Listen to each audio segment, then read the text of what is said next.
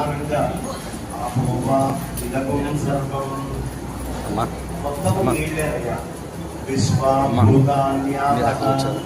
ఈ భూతాలు అన్నీ కూడా నీళ్ళే. విశ్వాభూతాన్యాప ఇది ఆపోవా ఇదకం సర్వం విశ్వాభూతాన్యాప పృథివ్యాప పశవాప. మీకు ఏది తీసుకున్నా నీళ్ళే. ఇప్పుడు నా ముందరకి ఎవరైనా వచ్చారు, ఒంట్లో నీరు లేనటువంటి ప్రాణి కానీ ఇదే ఉంది, దీని మీద ఇట్లా చేయేసా కొంచెం చల్లగా ఉంది. ఎందుకు చల్లగా ఉంది? ఈ బండలో కూడా నీరు ఉంది. తేమ, ఆ నీటి యొక్క తేమ అన్ని చోట్ల వ్యాప్తి చెంది ఉంది. నీరు లేకుండా ఏదీ లేదు. విశ్వాభూతాన్యాపన అన్నీ కూడా ఈ నీళ్లతో నిండి ఉన్నాయి. కాబట్టి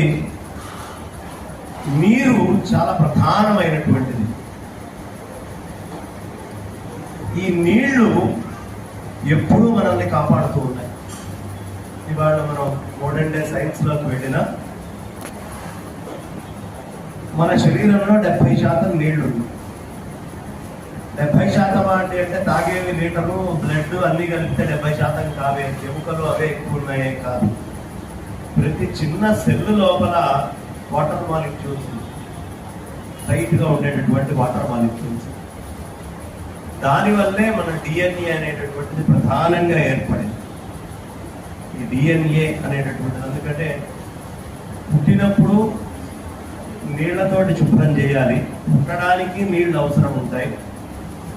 ఒక వ్యక్తి గతించిన తర్వాత కూడా అతని శుద్ధంగా జలంతో చేసిన తర్వాతే అగ్ని సంస్కారం. అగ్ని సంస్కారము కావాలి అంటే జలముచే సంప్రోక్షణ చేయబడాలి.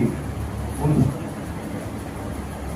ఏ శుభ కార్యక్రమం చేద్దామన్నా మీరు పుండరీకాక్ష పుండరీకాక్ష పుండరీకాక్ష అంతర్బహిష్ట రెండు వైపులా శుద్ధి చేసుకోవాలన్నా నీళ్ళు చదువుకోవాల్సింది, ఆచమనం చేయాల్సిందే లోపల శుద్ధి కోసం.